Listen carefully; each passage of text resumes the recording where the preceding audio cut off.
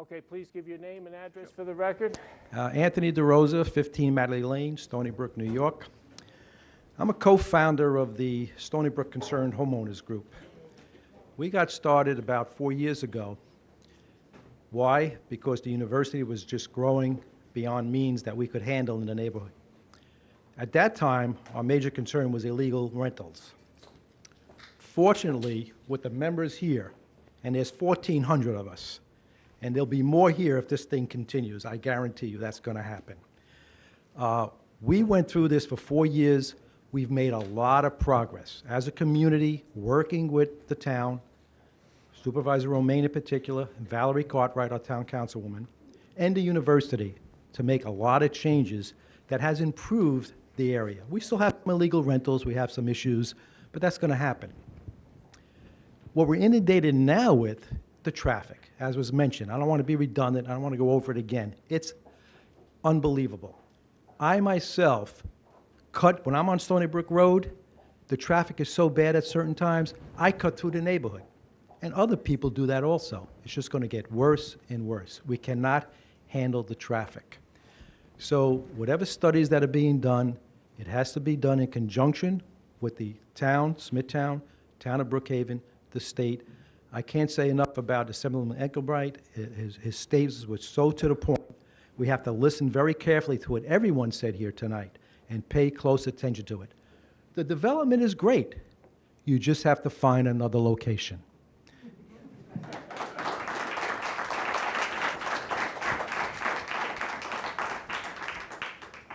Hi, my name is Cindy Morris. I am at 8 Wellington Drive in Stony Brook, and that's Morris. So I have a really interesting house because I go to bed at night in Smithtown and I wake up and have breakfast in Brookhaven every day. I'm lucky enough to get to pay 2 sets of taxes. So the reason why I'm here tonight is that I live across the street from here. Wellington Drive is located almost exactly right across the street. And I will tell you that a lot of what you were talking about does sound wonderful. And I believe in progress and I believe in development. Especially economic development. However, my favorite picture up here is of the child riding his bike. If you look, I'll point it out and then I'll get back to the mic. Right there.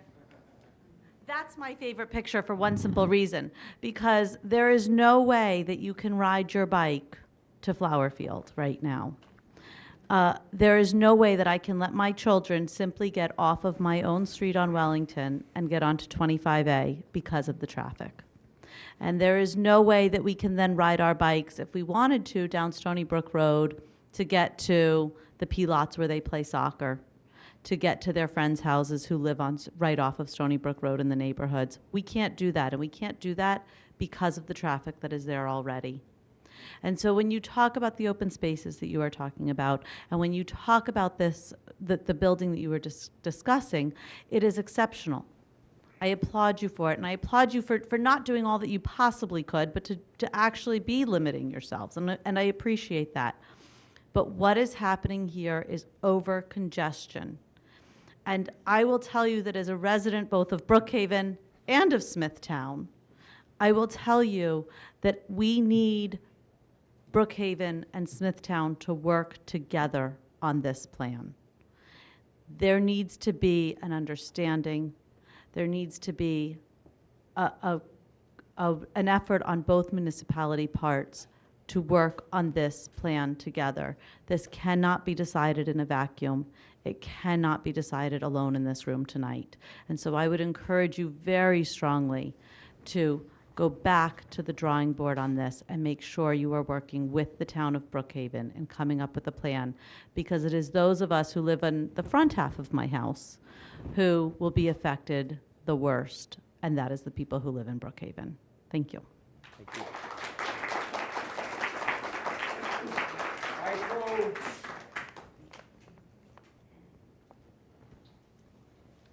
Hello, my name is Frank Myers. I live at 8 Davidia Lane in Stony Brook. Davidia Lane is a cul-de-sac that empties out onto Stony Brook Road. There's no other way to get out except to go onto Stony Brook Road. And it sometimes takes as long as 10 minutes to go 200 yards to get down to 25A right now. The traffic is that bad. Now, that's obviously the effect of this plan on me personally and people who live in my neighborhood is devastating. It seems to be devastating. But it's also, I think, has an effect even going into St. James. I live right on the border, practically, with Smithtown, and I shop. I do all my grocery shopping at the King Cullen on Lake Avenue. I get my hair cut at the barber on Lake Avenue. I love St. James. It's like it's as much my town as Stony Brook, maybe more, actually, because it's a real town. And so I do that. When I was thinking about this, I went and looked at the plan that that this board submitted last September, September 2016, on September 21st, and I looked at it. It seemed to me, I don't know anything about plans, I'm not an expert. I looked through it, it seemed to me like a very intelligent plan, a very well thought out plan. And I read the recommendations at the end of your plan. And I looked at them, and it said your first recommendation, your number one recommendation was that the medium-density suburban character of the town should not be changed. That's your first number one recommendation. Your fourth recommendation was the land uses that should be encouraged most are open space, single-family homes, restaurants, stores, and agriculture. It doesn't say anything about hotels. In fact, that's not to be encouraged in your plan. High-density operations like that are not to be encouraged in your plan. It seems to me like you have an excellent plan, and you made very intelligent recommendations, and the plan that's being proposed this evening violates that. It violates your own plan. I think if you carry this plan through, if you let this plan go through, the traffic congestion going into St. James is going to require a complete reconstruction of 25A in that area. The only way you could do it is to make it a 4-lane highway. And it's the beginning of the transformation of that area into something like Nesconset Highway. Think about that. I think you should stick with your original plan and consider what the implications are here. You can transform this area by making a bad decision. So I urge you to think about your own plan and try to stick with it and carry it through. Thank you. Anyone else wish to be heard? Charles Crone, 22 John Adams Lane in Setauket, Krohn. Firstly, I take kind of objection to the fact that you have commandeered Stony Brook Road and assume that it's your road. I'm here to tell you, it's not your road. It's Brookhaven's road. It's in this gentleman's plan, and you put it in your master plan, but you don't own it. And I would suggest to the people, very simply, sometimes a complex problem has a simple answer. I would suggest to the good people who live on Stony Brook Road, if you continue to pursue this ridiculous plan, to simply make Stony Brook Road a one-way road from early in the morning till mid-morning going south, and reverse that going north. And I would strongly suggest you take Stony Brook Road out of your plan altogether. This simple little drive over the railroad tracks and pour the traffic on Stony Brook Road is like comes out of Disneyland. Get real. You do not own Stony Brook Road. We don't tell you what to do with your roads. Please don't tell us what to do with ours. Thank you.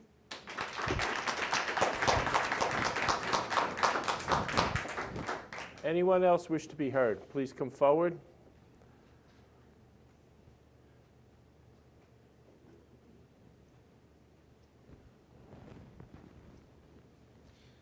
Good evening.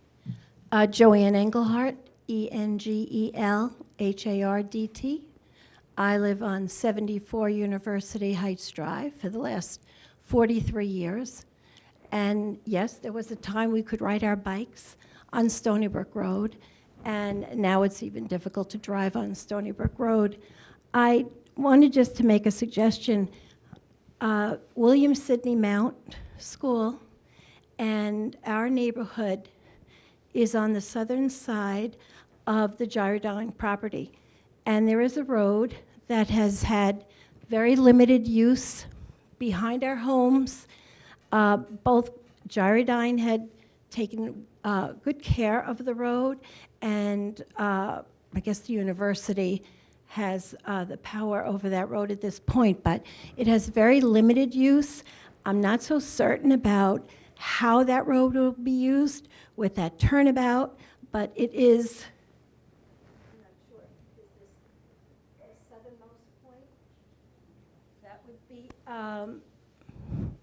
that buffer road, and it doesn't seem like there's very many acres of buffer between that road and any parking lots that would be built between the medical park and the hotel, as was discussed on the northern side near 25A, where there was, I don't know, a 9-acre buffer. There's a large community on that south side, and I just want to mention that is a community of people that would appreciate keeping that road as limited use as possible. Thank you. Thank you. Anyone else wish to be heard? Sir, you already have spoken? Yes. Is there anyone who has not spoken? Pardon me? Additional question? All right, then please come forward. There being no other speakers.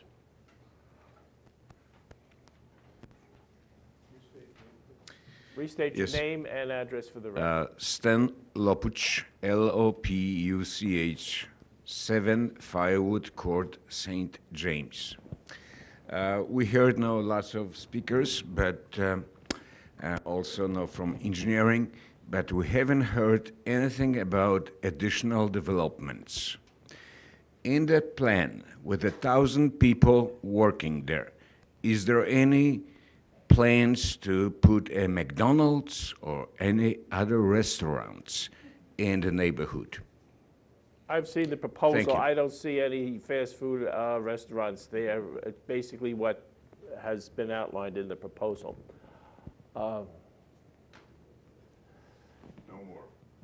That's it.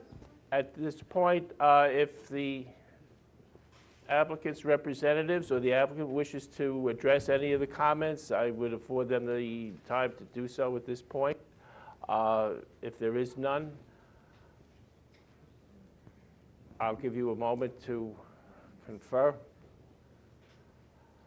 At this point, since we've had public comment, I'd just like to read into the record several correspondence that I have received. I've received a letter from Brookhaven Town Supervisor Edward Romaine, from the Village of the Head of the Harbor, Douglas Dalgard, the mayor, from the County of Suffolk, the County Legislature, Legislator Kara Hahn, and Luigi Capizzano from St. James. Do you wish to make any additional comments? At this point, since this project has a significant impact or potential impact, not only in the town of Smithtown, but to our neighbors in the east, the town of Brookhaven, it is appropriate at this point to recess this public hearing so that an environmental impact statement can be done by our staff in the town of Smithtown. This is a project, and as you can see, will have a significant impact on the community of the hamlet of St. James and neighboring Brookhaven.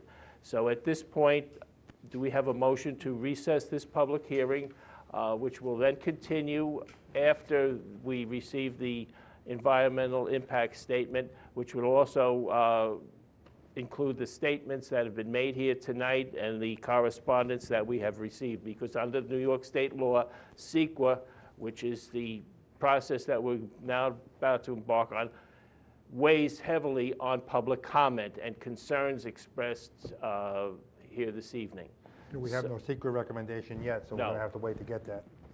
That process will begin. It may take up to a year. So, yes. So, do we have a motion to recess the public hearing? In the matter of number 1178, map of Jaredine. 39, right? 1139? 79? Oh, What? Said 1179. We on have there. two. Oh, okay. Matt, 1178 or 79? Oh, I yeah. have two. I have two dates. Just kidding, which Jared application? What do we have on the agenda? Both, 79 there and 78 and 11. 78. Both, 78. In the matter of number 1178, map of Jaredine LLC, I move that we recess the public hearing. Second. All those in favor signify by saying aye. Aye. All No those date certain, opposed, right? no. No date certain? No date certain. Pending completion. The public hearing is recessed. And what else? Motion to adjourn, right? There being no further business before the board, is there a motion to adjourn? Motion to adjourn. Second. All those in favor? Aye. Opposed? We stand adjourned.